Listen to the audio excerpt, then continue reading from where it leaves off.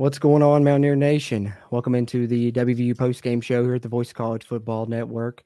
We're streaming live on the West Virginia channel and on the Big 12 channel, and absolutely stunned. I mean, that's what else can you say after that, ending to an absolutely insane college football game, particularly the second half, comes down to the wire. I think what I heard the broadcaster say ended up being prophetic that whoever had the ball last would wind up with the win. Unfortunately, in West Virginia's case, that ended up being Houston. As we see there at the very end, West Virginia make a shocking, 50-yard touchdown pass when it looked like, they were just trying to get, in range to get a field goal and tie this game up. They score and take the lead. And, I'm sure once the celebrations began there, it's what happened for me anyways. I didn't even see the penalty happen, but West Virginia gets a penalty, allows for a bit of a short field. Houston gets a chance at a Hail Mary. West Virginia goes up, for the tip. The ball's tipped. Houston catches it, no time remaining, and Houston wins this game 41-39 over West Virginia. I mean, that's about the most gut-wrenching way that you can lose a football game, Steven. I don't know what you can really say after that, but what's on your mind, man? Well, first I'll leave with this. That was, as much as we've talked about being fundamentally sound and disciplined, being a disciplined football team all year long, that was one of the worst performances that I've seen all year long out of this group in those regards. With that being said, we had countless opportunities to win this football game, not just speaking about down the stretch, but we had moments earlier on in that game where I think that the momentum was really starting to shift in our direction. And then in a moment's notice when Jalen Anderson gave up that tip pass for that interception in the end zone, it just flopped and went on a 14-point swing down the other way. And I really, truly think that's because that was the moment that their offense really started cooking. And I truly believed that our defense was not going to be able to stop them. If their offense was going to be, if we were going to have to score with them all night, that we weren't going to be able to do it, which our offense did come to play. I mean, the receivers we lost the game, but the receivers came to play tonight. So I do want to mention that. Yeah, I mean, definitely. If you want to lay out the positive, the passing game, definitely the best we've seen from it for sure. Yeah, but however, a couple things towards the end of that game. One, you mentioned the celebration in the back of the end zone. Yeah, I completely missed it because I was literally celebrating the touchdown. I want to know what happened? Did you this see is one what, of the worst officiated games I have ever seen in my life. Because I completely in professional missed it. or collegiate sports. I was running around celebrating, going crazy because I'm thinking the game's probably over at that point. So I completely missed what Garrett Green did to even get the penalty. I mean, was it warranted? Was it or what did you see what he did? Because I didn't even see. They didn't even show it on TV because I was watching the whole time and nobody showed a thing. There was a flag thrown. And so that was I didn't see it either. I'm very upset about that call, first of all. So that leads to, the field position on the kickoff return, right? So you get the kickoff return. No matter if he was past the line of scrimmage or not, which it very much looked like to me that he was. It looked to me like he was at least a yard and a half over the line of scrimmage, and they wouldn't even review the call, and that's what I'm upset about mostly. It was very close for sure. The way he stepped up is like that. But most of all, you got to knock the ball down as a defender. Yes. Man, I'm glad you touched on two things for me that really, I think, coming out of this, instant reaction, obviously, these are, we're going to vent a little bit and things like that. But for me, my theme just coming off this right now is drops. Drops killed us in this game. You mentioned the drop, by Jalen Anderson that was, a touchdown Garrett Green put right in his arms, and it ends up in the arms of a defender as an interception, 7 points that could have been our way. And then right there at the end, like you said, bat that ball down, the game's probably over, but instead we go for the interception and we drop it, which has been a theme for us throughout the year. Had a couple more of those in this game as well. I mean, we've got to be double-digit dropped interceptions on the season this year, so it hurts, man. That, drops have hurt us all season, but we've been able to battle through it. And, we almost battled through it again in this game. But then the final drop, literally put the nail in our coffin there on that Hail Mary play. But I don't know, man. I don't want to be too negative because the one positive I can say is this team never, ever, ever quits fighting, no matter what. I mean, I thought the game was over when we got down 35-24. They showed us otherwise, came back, down 35-32. Houston gets one first down. I'm like, oh man, that might do it. But then they get the stop, get the ball back, and then go down, do what they do. And I was just going crazy, man, because that was just so fitting. The fact that it was Hudson Clement, a West Virginia guy, doing it right there. It would have been an awesome ending. Of Again. course, not the one that we get, yeah, but man, it was. I mean, what a game, though. I mean, I hate that we came out on the losing side of it. And I'm like you said right before we started, sick to my stomach right now too. But it's an awesome game, I guess. I mean, I don't know. I'm trying to dig for some positives here because I don't think that it was all negatives. There were some things that I didn't like as Yeah. well. I think the fundamental side that you mentioned to me is what stuck out the most because penalties, killed us in this game. The most penalties we've had in a game all season by far. I think we'd only had 5 was our highest before. I believe we had at least 8 in this game. And of course, the final penalty being the one that hurt us the most on that celebration, ultimately come back to bite us. And you didn't think anything of it at the time, probably. I know I didn't even realize it had really happened until we were, kicking off from our own, 2025, whatever it was. But I do want to say appreciate everyone that's in here with us live. I know everyone else probably has plenty of thoughts on this game as well. So we're going to try and touch on some of your all's comments as well as we continue throughout here. Encourage you guys to drop those in the chat here. Insane college football game that West Virginia comes out on the wrong side of, unfortunately, but appreciate everyone that's in here with us. Hit that thumbs up button, give us a like, really helps this video's performance and future videos performances. And be sure to subscribe to the West Virginia channel or to the Big 12 channel here at the Voice College Football Network as we continue to try and grow both of those. But Hummus Hero, appreciate you. Said, man, that was one of the most exciting finishes I've ever seen. Yeah, absolutely. I mean, it was enthralling for sure. And, from the West Virginia side, I can say, I don't know if I've ever in my life gone from such a high feeling to like 30 seconds later, just your heart dropping into your, I'm your gonna tell you feet. something right now, Cruz. Because I know that while you are a Mountaineer basketball fan, I know you don't follow the Mountaineer basketball team as closely as you follow the football team. I'm not going to tell Mountaineer Nation who you really root for at this moment. We'll save that for later. Yeah, it's West Virginia football show. But That's all that but matters. I'll tell you what this. I mean, I immediately thought of it too. West Virginia was playing in the basketball tournament, I believe, in 2005, may have been 2006, and they were playing Texas. And I remember we went down and we made a shot to go up.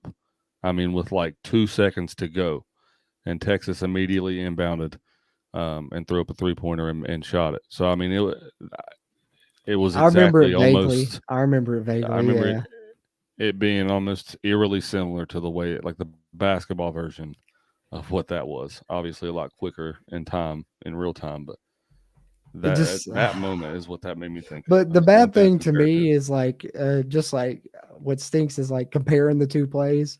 Obviously, like they still got to make the catch to score that touchdown at the end, but doesn't it seem like more of like what we did to score the go ahead touchdown with Hudson Clement? That was more, like effort. Like he caught the ball, beat, some defenders that was trying Oh, to make the make tackle. no And bones. whereas theirs was more luck. You know what I'm saying? So it Oh, just make no stinks that they get bones. lucky on a lucky tip Houston won ball at this the end. game. Now I'm taking nothing away from their receiving core. Right. I'm not You trying hit to the nail either, on the but I'm head just in the saying it pregame. stinks.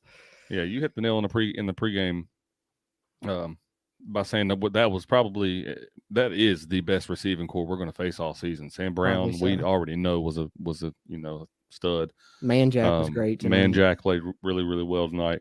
and Golden on the kick Matthew return. Golden, yeah, that's a special player. He's only a sophomore, man. He's going to be I wonder good. if he's okay. He didn't play most of the second half on kickoff returns.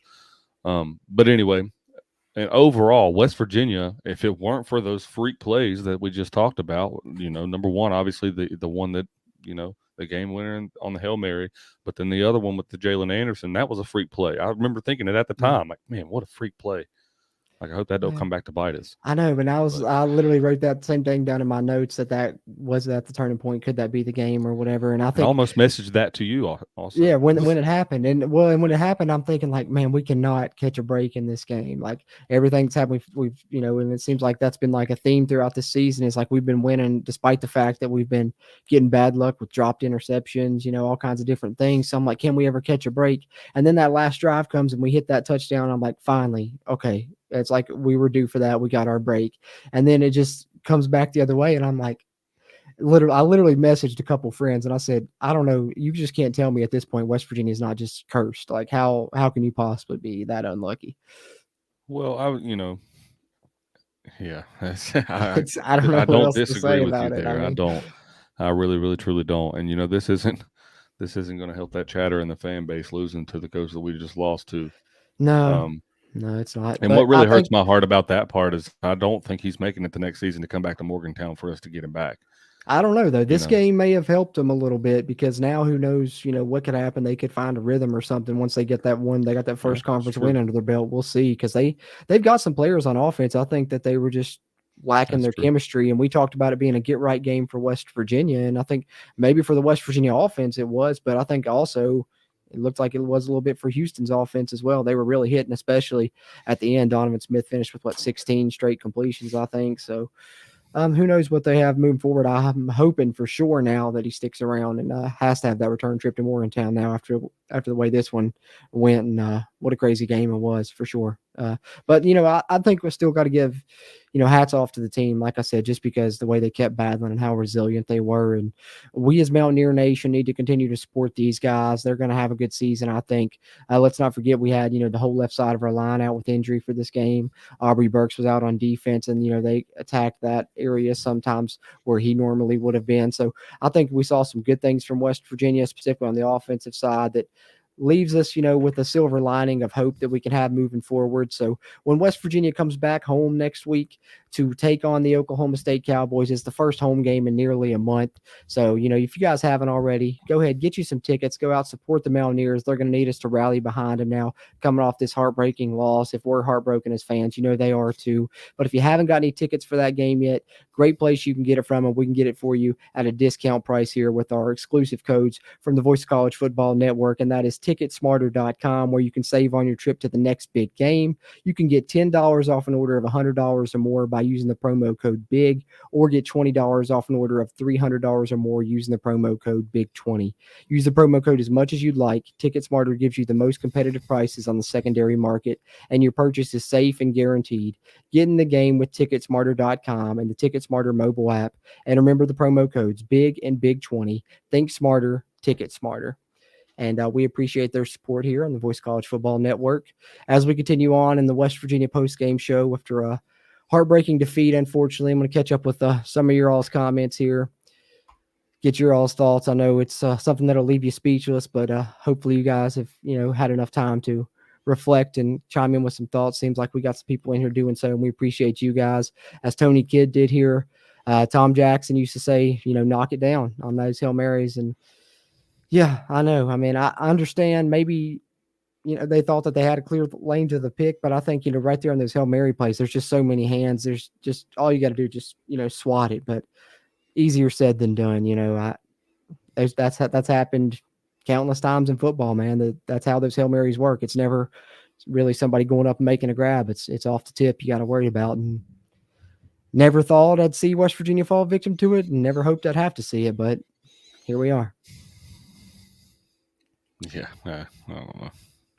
There's a And lot then, of words I could use to describe it, and they're not yeah, it's a not bad good for. feeling. But this is an interesting point here. Appreciate you as well, Tony Kidd, tuning in and chiming in. But it says he normally doesn't complain about officials, but he's never seen somebody picked up flags. And I did see that, Yeah, a couple of times. on Of course, I'm watching it with blatant gold and calls. blue glasses, and it seemed like it was like going to be holding calls or blocking the backs on Houston, a couple of times, and then they picked it up. But I don't want to say that the only time they picked up flags was on West Virginia without knowing that for sure, because like I said, I'm watching it from a Mountaineer perspective, but I certainly saw it happen to us a lot. Yeah, I'm like you. I've got to go back and watch it just to make sure. But just watching it live, it definitely seemed like they picked up a lot more, in favor of West Virginia than they did on the other side of it. Off the top of my head, I feel the same way. Yeah, 74. I can think of two or three times on holding calls that they Well, picked up, and they were, I mean, very clearly I mean, holding. on the Hail Mary, I know we were only rushing 3, and I mean they were some jersey grabbing there. I know they're not going to probably throw the flag on that Yeah, final yeah, play, but beggars can't be choosers, I guess. Whatever. yeah. That's that. I mostly. I don't understand how you don't at least review if he's over the line of scrimmage. I mean, if that's the Yeah. case, he could just run it down to the 5 and just toss it in. Like, why don't we just start doing that? I mean, good God Almighty. And I think Neil Brown was also like, don't they have to kick the extra point? Because he wanted a chance to try and block that thing and run it back, tied up. But Yeah, and then you know, that's what one thing that also bothered me is the officials when they announced it said the West Virginia declined the extra point. yeah, no, I don't think that we would have declined the Yeah, I extra don't think that point. we would have So done that. I'm pretty sure that just college rules dictate, if it's over, it's over. I mean, they're not going to run that play. I guess that's the way I'm taking it. I don't know. I'm sure Neil Brown will probably have some answers for those things in his post game presser, probably going on right about now or so. Have to catch that once we get done here, guys. But I appreciate everyone that's in here. Catch up some more comments. Luke Bart, you always loyal to tune in and chime in. He just says wow, and I think that that's. I mean, I don't know, pretty well stated there to my exact reaction at the end. I mean, I can only think of one other word to accurately describe that, and it's like I said, yeah, not good for this show.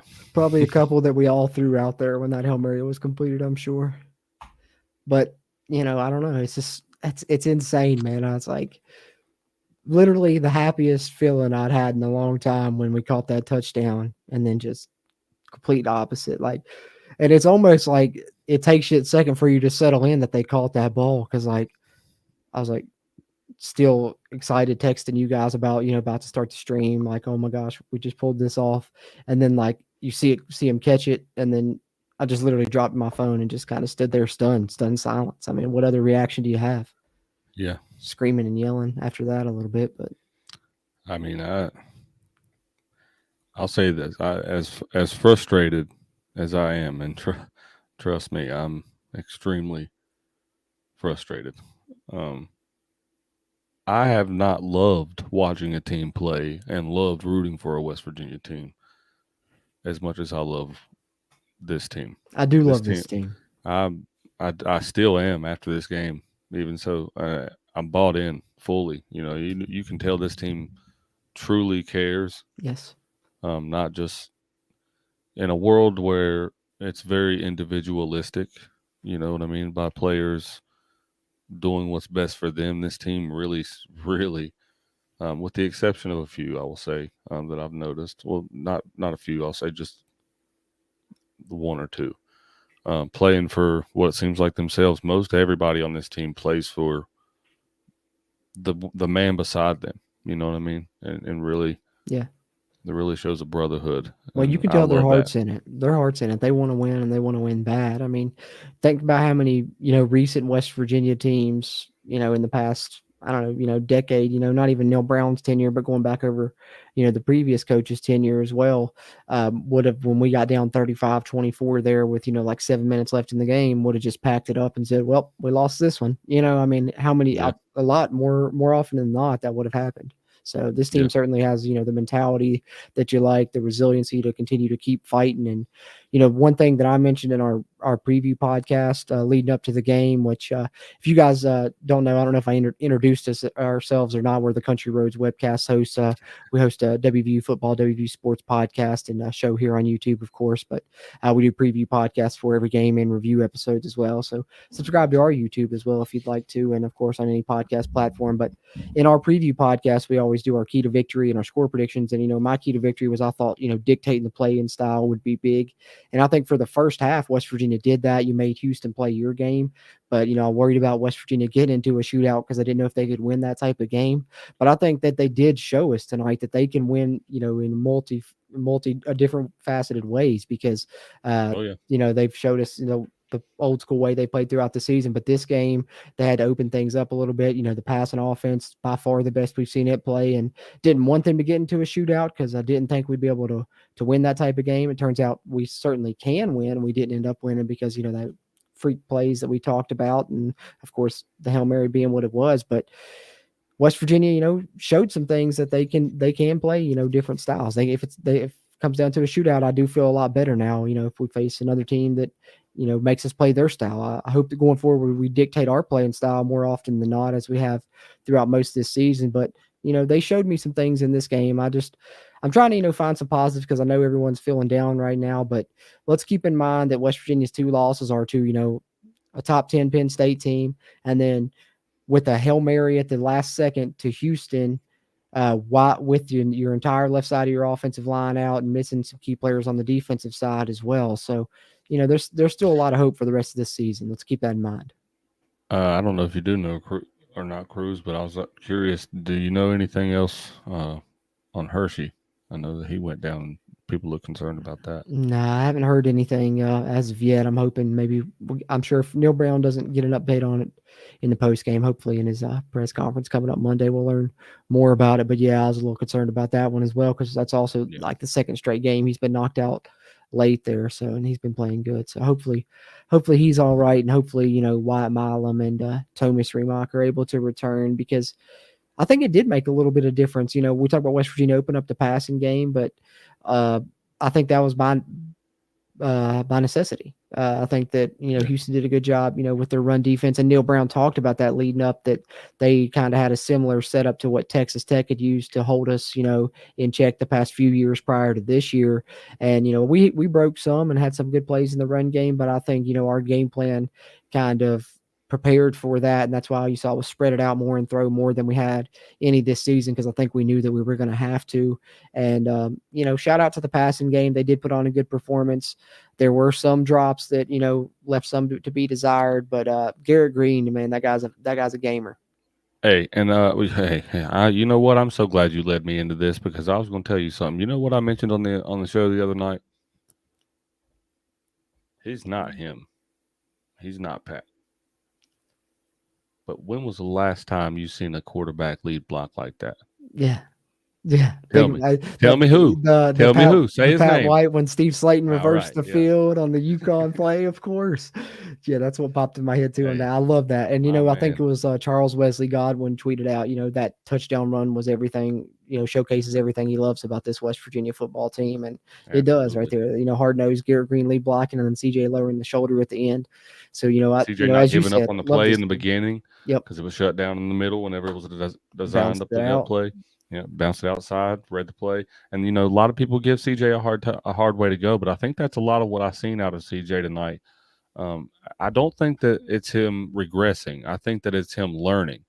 I really CJ's trying to be a more patient back and read the hole instead of just last year all the way up until he got injured, he was hit the hole head on strong, not really looking where you're going. If you just you're hitting the hole you're designed to hit, and most of the time, you got a pretty good line. He get do pretty well at it. This year, you see him being more patient, wait behind guys, seeing what opens up for him. And so I truly believe while right now it looks like regression, I think that him learning to do that is going to pay dividends for him moving forward because I really truly believe like you can tell. I mean, he's just waiting for things to open up, and he's doing better game by game by doing that. Yeah, I thought tonight he looked back to more of what he looked like last season. Especially, Mhm. I like the way they got him involved in the passing game a little bit. That helped a lot too. I Yeah, think. that too. Yeah. Hey, and shout out Cole Taylor too. I think they need to just get my man a bunch of hurdles out there in practice and just let him practice What do you that. do? Hurdled like two guys. I think, Hurdle man. two guys, man. Yeah. The first guy was just standing up. He didn't even hurdle and like diving like most guys do. He's just like, Yeah, screw it. I'm I jumping know. He over just this guy. straight up overtime. I know, and then like he went up over like that guy forced him up higher. I'm like Cole Taylor was like 15 feet in the air. It looked like I was like, oh my gosh. Yeah, Hey, that was I good. love that though. I love that. Yeah, that was good stuff. I, That was good stuff. mentioning that Devin Carter had a good game. With the there was a few of those where you got to bring those in, man. Yeah, Like that that one one on where the he got last turned drive around. there. Yeah, the one where he got turned around, got surprised by that defender. I understand. Hold on to the ball like Yeah. you had possession of the ball. Hold on to it. He's supposed to be our possession guy, but I mean, we EJ Horton had some had. drops that hurt us. But I was about to say we had at least a couple receivers step up and make big chunk plays. Horton and then Preston Fox, that catch that he had, and the Mm, first quarter he went up in between like two guys. That was impressive. yeah, what impressed me most about that EJ Horton catch was he dislocated his finger in Oh the first yeah, half and still made on that that catch deep in the ball, second. yeah. Yeah, They yeah, showed it. Well, or in the, the third the quarter. announcers were thinking it was his wrist, but I could tell like when the ball hit it, it was like oh, it bounced off his finger. It's got to be a finger, and yeah, then they was over there popping that thing back in, and then he came Hey, back out and made that big play. Yeah. I I have had that exact same injury, except that when my finger, it's this finger right here. When my finger did it, it looked like this, Oh, so it's sideways. And oh so yeah, whenever that's no it was good. an L shape, just like Will Greer, whenever he broke Oh his yeah, finger, it looked against exactly Texas. like that. And so I ran over. You don't really feel it, whenever it's all jagged like that, but whenever they pop it back in place, boy, I mean, it's like all the pain that you think you should feel at once times 1,000. You know it real quick then, I yeah. mean, and he's gonna feel it tomorrow. It's gonna be big old and black and blue. So Hey, yeah, shout out to him it's for a coming fun back in thing. and making that big catch then, because that probably hurt. Yeah, yeah, it's not a fun feeling. I'll tell you I'm that. sure. I'm sure. But covered some positives there, but I got to get into a little bit of a negative and what's up with the defense in this one. I don't want to harp on them because they've done a great job. Carrying the weight for most of the season, I guess you could say. And we knew there was going to come a game where the offense had to kind of do their part. And I think this was that game. And shout out to the offense for answering that call like the defense had done for them earlier this season. But I think, we saw Aubrey Burks out for the game. I was a little bit worried there because, Dana Holgerson can scheme up some things. And I think we saw that a couple times, Marcus Floyd get matched up, replaced when, in there as Aubrey Burks replacement. And for all the good things Marcus Floyd does, we know last season his weakness was in coverage a little bit. So I think that what really hurt West Virginia on defense in this game, Stephen, was the lack of a pass rush, and that's what really disappointed Yeah, me was our pass rush didn't get home a lot because I think this was the type of game, and Neil Brown mentioned this a little bit in his pregame radio conversation with Tony Caridi that he felt like West Virginia was going to be able or going to have to win their one-on-ones, when they rush 3 or 4 guys and be able to create a pass rush just using those 3 or 4 guys because I think that West Virginia felt like if they had to use more guys to commit to a pass rush and bring in extra blitzers, like say bring in 5, 6 guys, that then you leave yourself in a situation where you're kind of one-on-one with Manjack and Sam Brown and Matthew Golden. And I think, West Virginia didn't like their chances if they have to add extra guys in there to help with the pass rush because then it leaves up those one-on-ones. So it was really a catch-22 situation for West Virginia in this game defensively. So, shout out to them for getting the stop at the end when West Virginia needed to get the ball back to have that last score. But unfortunately, this was kind of the letdown game that we were hoping not to see come for the defense, in some ways at least, I think. yeah, and one major disappointment for me was I thought Beanie was going to be able to match up pretty well with Sam Brown, and he just quite honestly, Yeah, he that did not. the goal line fade sticks out. He mistimed it. He was there. He He had missed good time, but position, there but was a he bit of a mistimed push it. off on Sam there. I don't know. I questioned that one a little bit, but I'm obviously looking at it from my blue and gold Yeah. perspective as well. Yeah, because I thought he But had good if you're gonna position, and if he'd have timed the jump better, from he'd at least batted it down, I think. But from my perspective, if you're gonna call that PI on Marcus Floyd just prior to that, then I mean, I don't know, man. Like I said, very very poorly officiated game in a lot of aspects, from the picked up flags to the missed calls to you mentioned the lack of a pass rush, which there was a lack of a pass rush, but there was quite a few holding calls that I seen did not get called. Um, it a looked couple got picked it up. Yeah. looked to me like, um, at least for the latter part of the game, our defensive line looked a little bit banged up. You've seen a lot of guys go down, um, not with any kind of lingering injuries or anything, but it just looked like we just couldn't keep up there for a little bit. Yeah, I know. Unfortunately, it was a little bit And, of a letdown there on that area. and you've But seen kind of like that cushion that you seen in the first two games. You started to see that too. There's a yeah, lot of space between receivers and defenders. yeah, I know. It was they reverted a little bit, but so I think that was a downside for me. That and special teams. We talked about it. Leading into the game, West Virginia done a good job on special teams this season. We knew Houston had some weapons. At returner, I was worried about Matthew Golden. Of course, he came out. Showed that early with that kick return, which I question, why we kicked it to him, the couple times that we did, because we bit it out of the end zone a couple times, our time at least before then and the time after that. So I wish we just continued to do that. And, I don't know. I'm not the coach. I'm sure they had some type of game plan situation there, but whatever it was didn't work out there. Matthew Golden with the run back, but that's the one thing that I didn't expect with this game. I think a lot of things we talked about on the preview show kind of came to fruition, be it, talking about the play style or, what have you.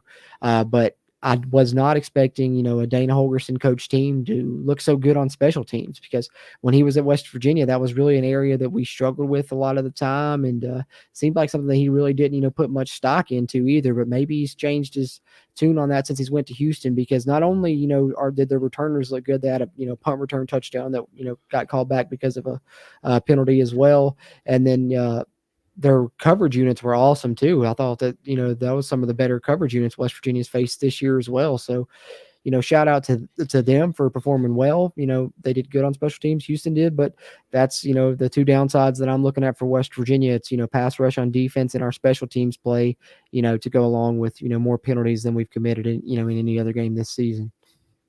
Yeah, I think Dana caught lightning in a bottle again down there in Houston in that way, because the only time I can remember him being any kind of remotely good at special teams when he was at West Virginia was when he had Mario Offord.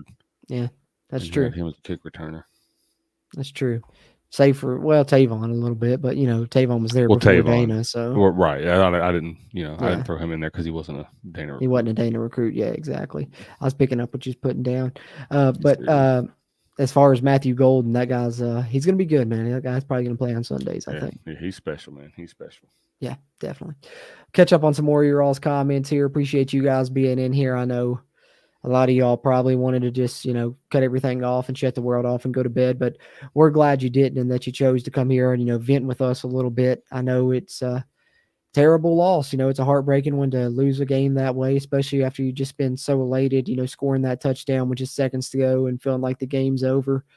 But, we appreciate you coming here and, talking with us about it, because I'm sure you guys have a lot of thoughts to share in regards to that. And, we can use this as a venting session, a healing session. It can be therapeutic for Mountaineer Nation a little bit, coming off such a heartbreaking loss, unfortunately. But I think we'll bounce back, as Mountaineers will bounce back. Kelsey Whitlock certainly shares the opinion that's been shared earlier about the refs. Said the refs and announcers had a love affair with Houston. Yeah, I was surprised the announcers did, because Tim Brando is usually a guy that loves West Virginia. But, man, I almost muted the TV at one point because they were really loving Houston, man. Well, I was forced to, in the beginning, I was still at work, so I was forced to listen to the broadcast that was on Fox Sports. And I mean, I was like, did they just take the broadcast from Houston and put it on here? Dude, and if I had to hear either one of them say the words inflection point one more time, they said the words inflection point like 12 times. This dude's like, this is going to be the inflection point of the game. He's like, oh, if you watch that sequence, I bet if we look back, that's an inflection point. I'm like, dude, find a new term, bro. Listen, if you can stand it, I know that it's kind of hard to get Tony in sync with the TV, especially whenever you're streaming both of them. Yeah. But it's worth it. I make do. Yeah, I make do and rough it, man. I can't do it. I can't listen to those guys. And plus, I grew up listening to every single game. I would, it would always be Tony was ahead, but of the TV, because the TV was satellite and Tony was on, the radio, and the radio is real time, where satellite's a few seconds behind. Delay, yeah. So I grew up with that delay, so I can handle it. Oh well, being the reverse way, I guess. It's definitely a lot better. That's for sure. It's a lot easier to listen to Tony. I think he should do all of the West Virginia national broadcasts. Yeah, we recommend that for sure. BGK, appreciate you, man. He says blue and gold dude made me a WV fan. I could just imagine his comments.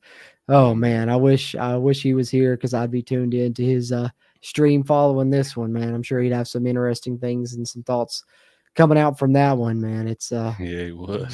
Yeah, he would. It's where all he was here to. We're all missing out on that for sure. Yeah.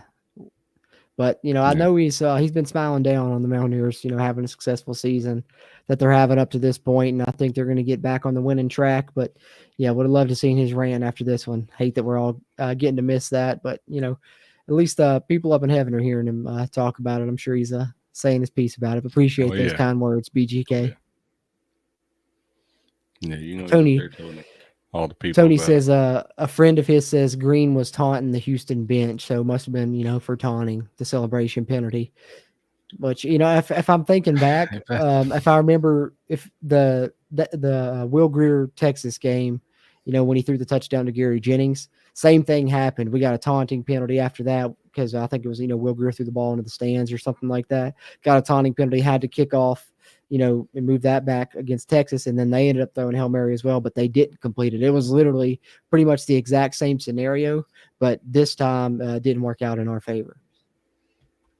Mm-hmm. Sounds like Dana just must have a rabbit's foot in those type of situations, I guess, because he came out on the winning side both times. Yeah, I don't know. It hurts. That hurts to say. It does, man. It's hard to swallow on that one. I don't know if you will ever see an ending quite like that ever again for West Virginia. No, that's a WVU game that's one of a kind. And I'll tell you what, for West Virginia, Houston never have played in football before. They certainly made the first meeting a special one. That's one nobody will ever forget. Tony Kidd says we held Brown in check. Yeah, we actually, did for the most part. I think he only had a few catches, definitely below his season average. So they did a good job. Of course, I would have liked for him not to have a touchdown. That would have made a good difference in the game. But yeah, definitely agree for the most part. They did a good job on him. But unfortunately, Man Jack hurt us, and Stephon Johnson in the second half really killed us with his 2 touchdowns, including the game winner at the end. I'm glad that I'm glad that it didn't end up being because when it was 28-24 after that Sam Brown touchdown, I was like, that's going to be the difference. He's going to catch that goal line fade and score the game winning touchdown. It's going to be Sam Brown on us. So I was like, oh, please no. It's quite funny how Dana is uses his pettiness, I guess, because he. Tony and Mike O'Laughlin, were by all accounts injured from what everybody understood. Even the announcers on the national broadcast were talking about it. Oh man, he left them both in there. He left them both in there until each of them made a reception, and then he brought them off the field. I was about to say, I literally wrote it down in my notes. West Virginia. It was a 3-play sequence that literally I gotta find it on here somewhere. Because it was literally it was a Tony Mathis reception, then a Mike O'Laughlin reception, and then the next play Sam Brown was wide open, so it was going to be 3 West Virginia guys in a row, but they didn't complete the pass. So I literally jotted it down, but I think it was in the first quarter, but I can't find it right now. My notes are all discombobulated because I got all out of whack with the way the game ended. But yeah, I remembered that too because I jotted that down. I was like, literally, he must be doing that on purpose because it was past Tony Mathis, past Mike O'Laughlin, past to Sam Brown. Oh yeah. Yeah, whether his team knew he did it on purpose, I think he did it on purpose. Had to. Wet Blanket said Boogie Johnson had 2 TDs. He was at Oak State last year. Yeah, he was big. I mean, he ended up being the difference in the game, especially, catching the Hail Mary at the end. So, yeah, at least he's making plays, somewhere else. I'm sure that's going to continue happening, seeing players of your team, make plays in other places, including, us as West Virginia, as we just talked about, Sam Brown scoring a touchdown in this game. But Stephon Johnson, Boogie Johnson was big for Houston tonight, for sure. It was. It was. Silas, I appreciate you, man. Good to see you. As always, he says that was something. Yeah, that's a good way to put it. It was something. We've talked all year about how this team was the perfect embodiment of what it's like to be a Mountaineer fan. And unfortunately, is this not what it is like to be a Mountaineer fan? I mean, in a nutshell, this game is West Virginia fandom in a nutshell, just because the fact that literally you're here, then you're here, and then you're here. It's like you got to experience it all in one game. It's literally encapsulated it great. Yeah, that's a great point. Yeah. Feel bad for Malachi and Marcus, man, because I don't know, man. I do too. I feel like it got put on a magnifying glass because. Well, I was scared of that because I knew that when Dana realized, Aubrey Burks is out, okay, they got a backup in at safety. He's going to scheme it up and attack that position. And you saw it, in that drive going right at Marcus Floyd, a couple times. And not hating on Marcus Floyd by any means. I think he's a good player. He's done some good things this season. He's made a lot of plays. He's going to make more. But that's just what happens, in this game when, your opponent knows you got an injury, a potential weak spot. They're going to test it and see if they can make something happen when you got, a second stringer in there. And unfortunately, they were able to make something happen a couple of times. Yeah. But also, I will say a couple of those pass interference penalties. I don't want to harp too much on the refs because I know we've talked about it a little bit, but I hate the fact that you get those defensive pass interference penalties when the ball's underthrown and the receiver's trying to come back because the cornerback's in position beforehand. If the ball's thrown well and it's thrown where it's supposed to be, our corner's in position, not touching the receiver. There's no defensive pass interference. The defensive pass interference is created by an underthrown ball. So potentially Yeah. any quarterback can just underthrow every pass. And if the receiver tries to come back and get it, it's going to be pass interference. I mean, I just don't like that call. And I don't like that, they develop the rule changes every year to try to you know, fit the game better, but it just doesn't seem like it's doing that. It seems like it makes more confusion, at least from my perspective. You know what I mean? Because what constitutes a pass interference penalty? A player that, impedes the progress of another player trying to make a play on the ball while not trying to also make a play on the ball. Correct? Yep. Okay. Well, how many times has West Virginia been looking at the ball, trying to make a play on the ball, and the receivers push off of us or, create contact? And I don't know. There's a lot of times where I see what looks to me like offensive pass interference, and it hardly ever gets called. And then, you can make what sometimes looks like the best defensive play that you can possibly make. And just because it looks too close to the receiver's eye or to the referee's eye, then, they call a PI call, and then it ends up being detrimental to the game. And I don't know, man. I'm to the point to where in games or in situations like this, when you're dictating games and by calls and by missed calls, we have to reach a point. And hopefully it's, yeah, I'm going to go on a bit of a tirade here, and I'm sorry, but Hey, hopefully, man, by the that's time that what we're here we for. reach a point and we succeed, we as in, college professional college sports, I will that's what I'll call it moving forward. It's pretty much We in what the it's world of becoming. Right. We in the world of professional college sports, when we eventually do, because it's going to happen, secede from the NCAA, I hope that there is a way that we can start, for one, getting referees on a more accountability, like a more, we have to hold them more accountable. It can't just be, you know, I can almost guarantee you that Neil Brown's going to face some kind of penalty for what he said in the post game to Jed Drenning, because I didn't. he Yeah, directly was said he directly said right after the game that it was a very poorly officiated game, and I've never seen a coach get away with saying yeah. anything That's remotely probably a close to fine that. coming. Probably going to be a fine. And that's wrong. That's wrong. You as a coach should be able to hold these referees accountable if they are if they are the law, you know what I mean? They should be able, the law of the game, they should have to answer. I'm a fan of holding, I mean, I know it sounds silly to some, but I'm a fan of holding press conferences for referees after games. You should be able to answer why you made calls and why you didn't make calls. It I should not mean, everyone always else be that's on the field has to do it. right. And you have how many referees in a game situation? It should not always be, oh, well, we didn't see it. Well, that's a problem. If you don't see the calls that you're supposed to be making, that's an issue that we need to be facing, and you need to be held accountable as a referee. Yep. And And I and I don't know. And just to go, right along with that, and just so we're not harping on it, just from a WVU perspective, I think there was a bad call for Houston as well because CJ Donaldson fumbled a football that they didn't blow the play dead till Oh, after he yeah, fumbled. I mean, and literally that should have been absolutely Houston's ball. correct. Absolutely correct. I I'll agree with honestly, you there. I honestly jotted down in my notes that I think that's why the freak play happened to Jalen Anderson a few plays later because it was literally just the universe writing that wrong because CJ Donaldson fumbled that football before they blew the whistle. So, Yeah, I but can't disagree with you on that one. I thought to myself, how lucky did we get on that one? yeah, we did. We did. So there was definitely bad calls all around, from the officials for sure. Um, Silas says, will be interesting to see how these boys bounce back next game. Yeah, but I'm fully Yeah. expecting these guys to come out very hungry. I honestly kind of feel bad for Oklahoma State, but Oklahoma State's looking like a good team right now too. So it's going to be a Yeah. good game, but I definitely think we're going to see a very hungry West Virginia team come out because they are going to feel like they were kind of robbed of a win here that they should have, especially, being that they would have made them 3-0 in conference, and it's coming back home for the first time in a month.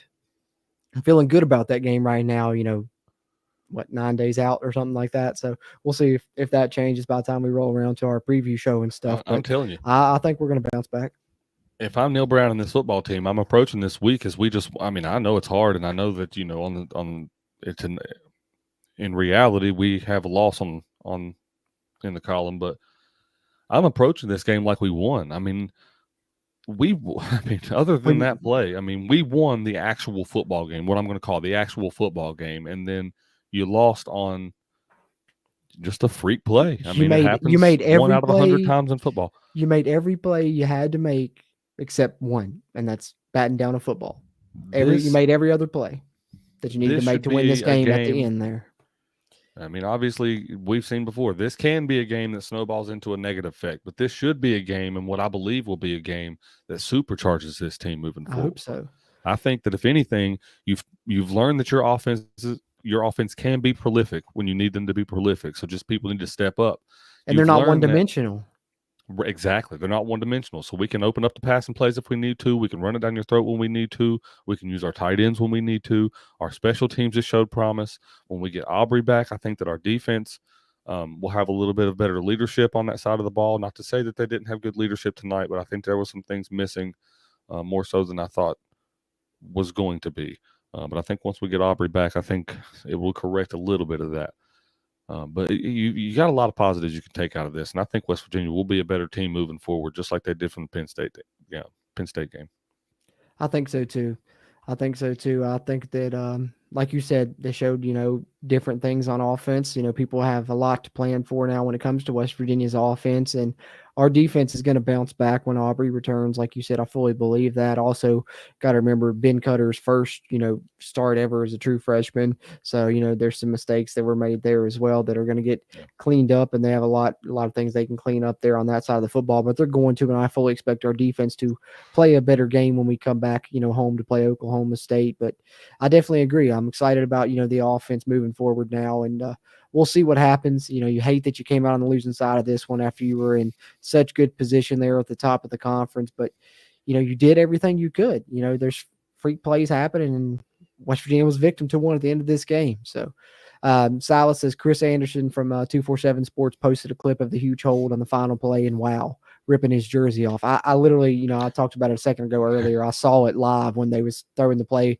Once Donovan Smith broke contain out to the left, you could see it plain as day, but I just knew, I'm like, they're not going to throw a flag on this play though. I was like, I wasn't expecting it, but it was there. I wouldn't throw it if I was the ref, to be honest. I wouldn't. You're never going to get a flag on that play. I wouldn't throw it. The controversy that comes from it, even if it is the holding call, you're not ever going to see it. It was there. I saw it, but I can't. What I will say, complained, I'll say I wouldn't have thrown it either. You can't call a hold right there. Well, yeah, and like I said, I won't say that I'm upset about that so much, because, like you said, they're not hardly ever going to throw that flag. But what I'm upset about is if he can pass the line of scrimmage and throw the ball, what's stopping him from running 15 more yards, 20 more yards down the field and just chucking it up there to somebody? I know. That BS. That's to not review it at least. If we got a review and then they come to it and they're like inconclusive, cool, I can live with that. When it's a game decision-making call, that I think it needs to be reviewed. And I got to go back and see it myself, because, like, I'm replaying it in my head, and I do remember him being close to the line of scrimmage. But as Silas said, I literally, once he broke contain, was kind of watching the interactions between our pass rushers, because I was literally hoping that we would just get in there and sack him and in the game. So I was kind of watching that, and so I didn't even really see how far that he stepped up, because I was kind of keeping my eyes there until he threw the ball. So I'd have to go back and watch it to see it. But I know that it was definitely close, because I remember now, just thinking back on it, how close he was once he stepped up, because he stepped up a few steps once he got outside the pocket over there to the left sideline. Well, I didn't really notice it until they showed the replay of it. And then whenever they showed it, I was just watching, because, at that point, you're looking for anything and everything that they can call it back on. Like, well, what about this? Well, what about this? What did he not catch it? You're trying to scrutinize everything you see. And so that's one thing that I looked for. And I looked where the line of scrimmage was. And it's like he got to the line of scrimmage when he's getting ready to throw the ball, and he took at least one or two pumps before he actually threw the ball. And he was I'm telling you, well over that line of scrimmage. And so if that's not what Neil Brown was so upset about whenever he was going over, with the refs right there, and then also complete inability by Houston's administrative staff to be able to keep those fans off. I understand. For one, I don't understand all 12 of those people that were there.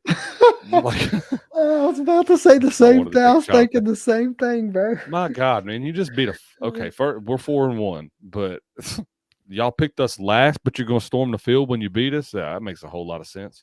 I mean, it's a crazy ending, so I But guess then, maybe just but emotions and but adrenaline. then They the were point like at that, going, but but the point at I that, don't how know. long has it been since you've seen anybody try to storm a field at West Virginia? Out of all those big victories in the Well, last decade, Country Roads, man, stopped it. Once everybody's waiting to sing Country Roads, they don't even think about it. They're just I don't know, everybody's got buddy. their I don't arms think ready for that's what Country stopped it. Roads. I think it's because they line those fields with state troopers and Well, and that staff. helps. That helps as well. Yeah, that's really what stopped it. I mean, they Yeah. really. I was there whenever the field storm was like a huge thing in like '07 and '06 and that era, and everybody was storming the field after big wins, and West Virginia quickly stopped. That's not like the only time it was huge. I know that, but like that was whenever they started the transition to stopping it. Nipping it And in the I bud. mean, Yeah, because they definitely are always lined up around the thing. Because I've always paid attention to that. Because I've never, seen one since I really started going to games, and I've always wondered. I'm like, I don't think that they really can here because it seems like they're just not letting anybody through if you was to even try. Like, that's what I'm saying. Like the refs, it looked at. I don't know this. I want to get further clarification, but it looked like to me like they were like, well, we can't review it. There's too many people on the field already. The game's over. Well, I mean, if I'm a West Virginia fan, I no, will get yeah, every student in that student section to rush West Virginia's field next week. As soon as we score 7 points, be like, well, game's over. Too many people on the that's field. too many people. Got to call Sorry. it. Sorry, Got to we got to call it. call it. Man. What do we do? What do you do? There's too many people. We can't do nothing. They're too excited. I don't know, man. It's a heartbreaker. As Mark says here, the great Mark Rogers from the Voice of College Football. Appreciate you stopping in for a second, Mark. He says that was Yes, rough. sir. Sorry guys. Hey man, appreciate the apology. We needed it after that one. It was a sinking feeling for sure. That's what I was talking to Steven about. Literally, you go from being absolute elation. I was, running around my house jumping for joy. So Absolutely. much so that I literally completely missed the penalty that we got that kind of led to them being able to, throw the Hail Mary, uh, and then, see us kicking off. And then once the Hail Mary went into the air, I see the ball get tipped and I'm just looking like, okay, it's going to hit the ground. And then you don't see the ball hit the ground. And then that's when your heart just sinks. And it's You immediately terrible see those feeling. guys for Houston signaling. I'm like, no way he caught that. Yeah. No way. Dude. Yes way. Yeah, I know how, who was it? Stanford felt, Cal Stanford or vice versa. I know how they felt now. I Stinks, don't know man. why. First thing I thought Stinks. about was Miami. I don't think I've Like ever it been wasn't a as bad part. as the Miami one, but I was about to say I don't think I've ever been a part of a fan of any of my football teams, be it the Panthers in the NFL or West Virginia here at the college level, that lost by way of Hail Mary in my lifetime. This is definitely a first for me, and it's a terrible feeling. I think there's nothing that even comes close to it as a West Virginia fan. I mean, like you can't compare it to a game-winning field goal. You can't compare it to even I don't. Yeah. Especially when you consider us scoring the touchdown with 12 seconds to go in the game. Yeah. Like Just there's a roller nothing. coaster, man. Because like I said, once it hit 35-24 in the fourth quarter, I was like, I wrote us off. I'm not gonna lie to you, and that's what I continue to be impressed with this team is they continue to be resilient and fight back. So then you fight back, and then you're got a little bit of hope when you're down 35-32, getting the ball back with no timeouts. But I'm still trying to tamper my expectations. But then the touchdown happens, and it's everything breaks loose. Then all your emotions come out, and you're feeling good, and then literally just like somebody comes and just knocks all those down seconds later. Or I wish they would have knocked the ball down, but instead it was my emotions that got knocked down.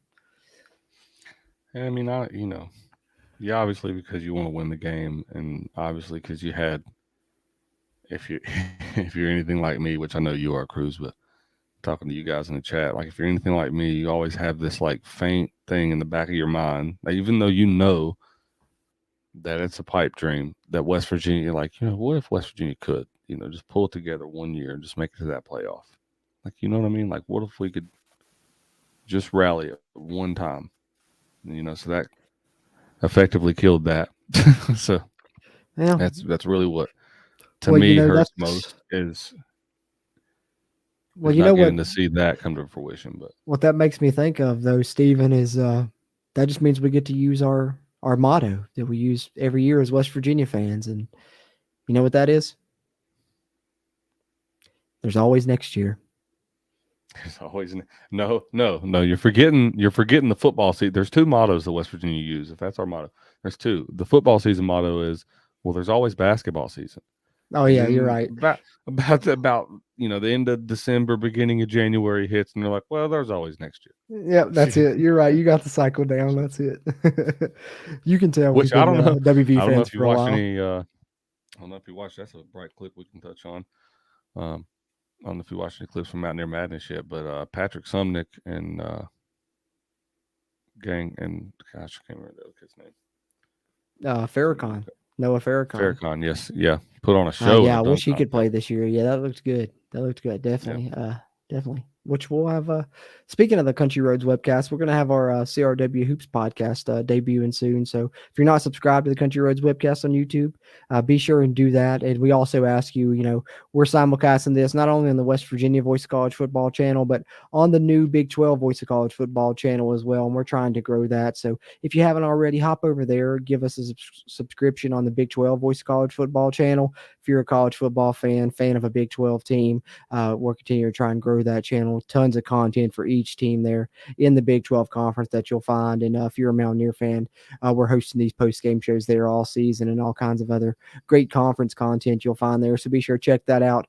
Drop a like on the video, hit a thumbs up, whether you're watching this live or if you're catching it on a playback. But I appreciate you guys that have tuned in here live. Catch up with some more of your all's comments before we get ready to close this one out before too much longer, as unfortunately West Virginia now falls to 4-2 on the season.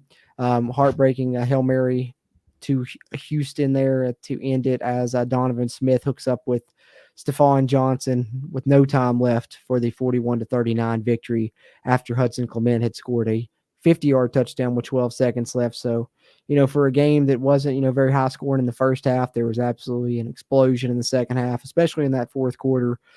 Pretty crazy game to watch, though, and it'll be, a fun one to rewatch for Mountaineer fans. Just don't watch the final 12 seconds.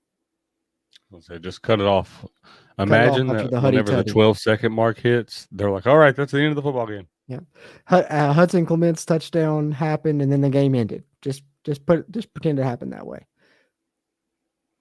WVU fan 23 with a good question here, and I think we touched on it a little bit earlier, asking about the defense. What was wrong with the defense? Giving up 34 points, not including the last touchdown, is not the same defense we saw in the previous 5 games, which, they also had the kick return, so I guess technically, 27, but, 34 if you want to include the Hail Mary.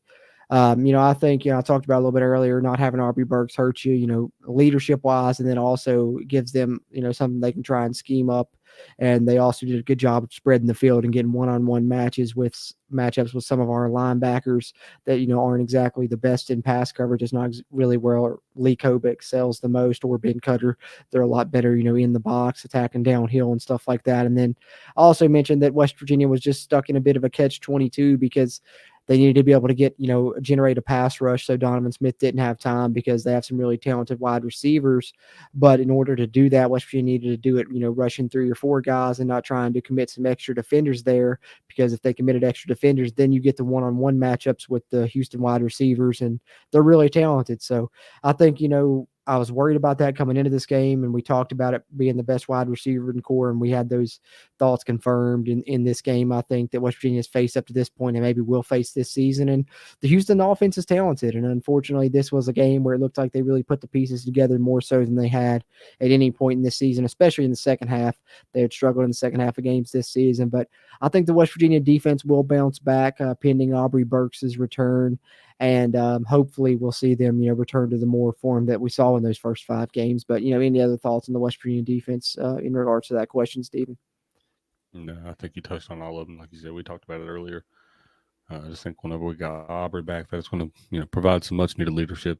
I think that was the main. As talented as Aubrey is, and as skilled as he is, I think that's the biggest thing you lost whenever he went down, is that leadership. I think he's more or less the quarterback of the defense. Yeah. Tony Kidd said in a fun moment, imagine if we knocked down that Hail Mary. Imagine how much it would have felt that it was a WVU guy that would have beat Dana. Literally, we got a group chat or Country Roads webcast group chat. That's exactly what I texted the group after the touchdown happened, that it was literally going to be poetic justice, that it was a West Virginia kid that scored that touchdown and beat Dana after, the comments and stuff. And then the Hail Mary happened. But Yeah. yes, Tony, it would have been absolutely storybook ending. And it was very close. Yeah. TM Birdie, I would assume that it had already happened by now. It's usually, within 15, 30 minutes of the game ending, but I'm not Oh, yeah. 100% sure. Sometimes it takes the university a while to get it up on the YouTube, though. If you didn't catch it, on the radio portion live, it'll sometimes take them a while, but it should be up soon on the WVU Sports YouTube page, probably, or check it out on WV Sports Now YouTube page. There's plenty of them that posted. I think that hopefully one of them will have it up soon, if not already, but I haven't checked yet. I'm going to, check after this and try and watch that before I go to bed. But then we get a comment. How did you manage to lose to Houston? Moose B2B Big asks, how much time do you got? Well, It happens. Unfortunately, it was like we said, a couple freak how did plays. you manage to Really. lose to App State? Let's talk about that. Yeah, I know. It's on paper, people were, counting Houston out, but I tried to tell, people going in that I thought this was going to be, a good competitive football game. I think, when you got a team with their back against the wall like Houston had, got a coach potentially on the hot seat, you hadn't won a Big 12 conference game yet, you need a win. There's all kinds of crazy storylines. I knew Houston was going to come out and really fight in this game, and they did. And unfortunately, they made some big plays, really, and if you want an honest answer to that question of how we managed to lose to Houston, I would say, my theme earlier that I talked about was drops. We dropped interceptions. We dropped a touchdown that landed in a defensive back's arms for an interception. And then we dropped a ball that we should have knocked down on a Hail Mary pass that Houston caught that won the game with no time left. So for me, I think we lost the game mainly because of drops, but also our defense didn't play the way they had throughout the earlier part of the season, nor did our special teams, and more penalties than we committed in any game up to this point in the season. That had been a strength of ours, is, our fundamental play and our discipline, and those kind of went by the wayside a little bit in this game. Yeah, well, that's like I said, I touched on in the beginning of the show, as much as we talked about how disciplined of a football team that we've been and how fundamentally sound we've played in all of the games, that, we've played, gritty, not pretty, and it just, all of that fell by the wayside tonight. And that, unfortunately, and I mean, and I think, when you're a team like West Virginia is, when you're not going to overpower anybody, I mean, let's just be honest, you're going to find a way to be scrappy and win the game, more so than you're just going to flat out overpower anybody. You can't make those mistakes. That's eventually what it's going to come back to haunt you. You know what I mean? We've been able to correct them in the past whenever you don't have those silly false starts and you don't have those silly penalties. As much as I love Garrett Green, you got to be smart. You got to be a leader. For you to get that penalty, as mad as I am that they called that, you got to be a leader, and you can't put yourself in a position for them to throw that flag. Yeah. So I mean, good point. I'm sure that he obviously is feeling, sick about it now. I'm sure after, he just put together the drive that really, and, shout out to him. I don't want to harp on him too much for that because, he played an awesome game. But yeah, like you said, that's a leadership thing. I'm sure to be a lesson learned now. It's a hard way to learn that lesson, and it stinks. But, just to go back to officiating a little bit, I kind of side in the camp of the same thing that I said at the end of the play. And, that would have been benefited West Virginia on the Hail Mary play if they call a holding, but I said, don't call that play. Even if I'm the ref, I wouldn't call that play. And even if it benefited West Virginia, I don't think you call that on that final play. At the same time, like you said earlier, why throw the taunting flag? These guys are going crazy. It's obviously a play that may have just won them the game. You, by throwing that flag, changed the game and gave Houston a chance at a, Hail Mary within range, versus before they would have probably just tried to have to, do some laterals or something crazy like that, because they would have had to go 60 or 70 yards in 12 seconds versus 50. So yeah. Like I said, it's not, those calls in the end of the game like that, they're rarely going to get called. So it's like I said, I'm not mad about that so much as I am about being over the line of scrimmage and the umpteen amount of missed holding calls on their offensive line all night. Because I mean, I swear it was like, you just see guys, it's not even like fundamental fundamentally sound. They're out there talking about like this guy's their best offensive lineman, and I'm the only thing I'm seeing is him grabbing people by the back of their jersey and just like not like letting them go nowhere. I'm like, oh yeah, he's great. I mean, I'm not trying to be. Oh, that one I got you me. know That's a good one. I know there's a lot of people that blame the refs, and I really am never that guy that tries to blame the refs. I'm always the guy that's like, well, we could have done this differently, we would have been in that position, and that still holds true in this game. West Yeah, Virginia there's not a still, single call that would have made, the game, decided one way or the other. There was, and like we said earlier, there was bad calls that, benefited yeah, West Virginia as well, like the fumble and then the whistle that came after it. So it just, there was definitely some mistakes. And Tony Kidd confirms our earlier suspicions, excuse me, to let people know Houston had 4 picked up penalties. WVU had none. I thought that all of them they picked up would have been on Houston, but I wasn't for sure. Appreciate you confirming that. Timothy Green, appreciate you as always, man, tuning in and chiming in. Coming in with another positive, and I think, as we talked about, the offense is kind of the silver linings, particularly the passing offense, career high passing yards for Garrett Green. And then the offense did score the most points they've scored in a game this season. And unfortunately, my key to this game going in was trying to dictate the playing style and not getting a shootout with Houston. Sadly, we did. But I think this offense showed that they can win those type of games as well, because they got into a shootout and, scored the most points they had all season and went back and forth in a shootout. So I was impressed by the offense. Yeah, definitely. Good point there, and definitely a positive takeaway. As Steven Signs, as things happen, we played a hell of a game. We did. And then Jackson Johnson, appreciate you as always, Jackson. He asks, is Neil Brown back on the hot seat with this loss? no, I don't believe so. Now, I think that he's firmly off of it. The only way that I would see him getting back on is, a complete derailment of the season. But I don't think that this team would respond that way in any way to where this loss is going to affect them moving forward. If anything, I think it'll affect them the other way. And only reason I say that is just because the resiliency that this team has shown. Look at last game against TCU, kept fighting through injuries, ended up winning that one. This game kept battling. We're down 11 points in the fourth quarter, came back, took a lead with 12 seconds left. So if this team has shown us anything, they've shown us that they're tough, they're resilient, they're going to continue to fight. So I don't think that season collapse will happen. So I think Neil Brown will firmly remain off the hot seat for the rest of the year. And I'm just gonna go ahead and say it. I still have this team. I'm gonna go ahead and say it. I still got this team going 10-2 right now. I like with it. this being the second loss, I really do. I believe going down the stretch, I didn't know how confident I was in a West Virginia team going into the Oklahoma game being 8-1. I just didn't see us walking out of Norman being the winners if that were going to be the case.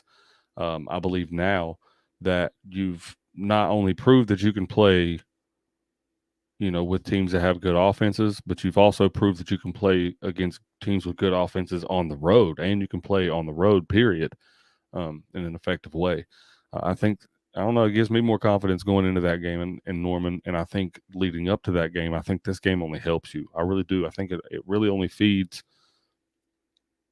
that mentality that we've had, because you still have that mantra of, they picked us 14th. You know what I mean? And so now people are like, well, maybe we were right. Maybe they are 14th. So I know this team is going to come back out swinging. Yeah, I was I about to say, know they're not hopefully going to they fold. do. Hopefully they start doubting us again, because just give us more fuel to our fire, especially now that we're starting to, learn that, oh, we can do some things on offense as well. Now, if we can just hone that to somehow maybe get them both to play good in the same game, Steven, we might be on to something. Now, Because we had some good defense and they were bailing out the offense in the first part of the season. And then in this game, it was the opposite. We got the offense playing good and the defense took a little bit of a step back. So let's get them both on the same page, and we got something here, I think. sure, I'm just looking at that. I didn't realize 22 and 20 points scored in the fourth quarter. Yeah, the fourth quarter was Oh wild, man. man. Because I know that's what I'm saying. Once I remember it went 28-24 on that Sam Brown touchdown, and there wasn't that much time left. It was late in the fourth end, because I was potentially thinking that, oh, that's going to maybe be the final score there, and then the final ends up being 41-39 here. So absolutely insane fourth quarter and a crazy college Insane. football game. If you didn't get a chance to watch it, whether you're a West Virginia fan, Houston fan, or no affiliation whatsoever, definitely encourage you go back, watch that game, or at least watch the highlights because you're going to be amazed at the way this college football game went.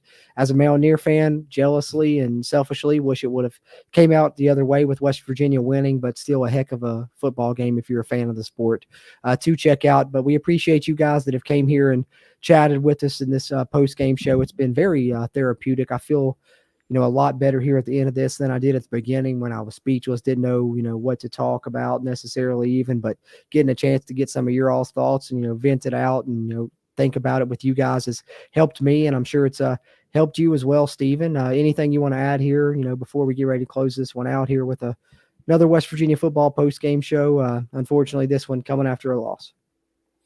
No. I went on my tirades and my rants. Save the rest for the actual reactions or the post game show. Yeah, whatever sounds show good. we're going to do Sounds next. good to me. I can't remember.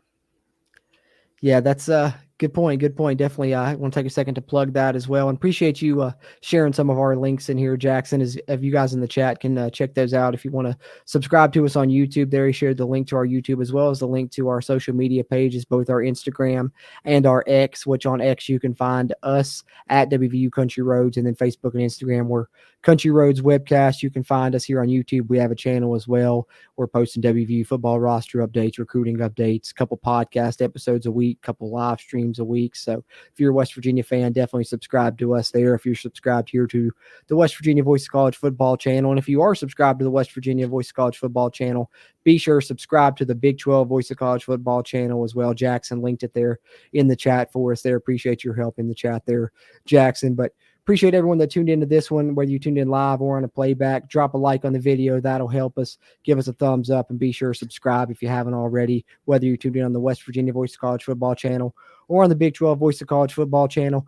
We'll be back here again here in about 9 days, I guess, or so for the post-game show for West Virginia against Oklahoma State as the Mountaineers return home, hopefully try and get back on the winning side of things following this unfortunate, heartbreaking loss to Houston on a last-second Hail Mary pass.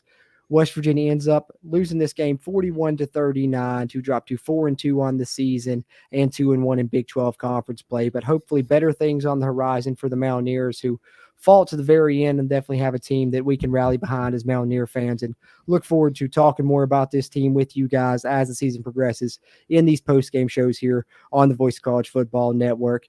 As always, for my co-host Steven, I'm Jordan Cruz. And until next time, let's go Mountaineers.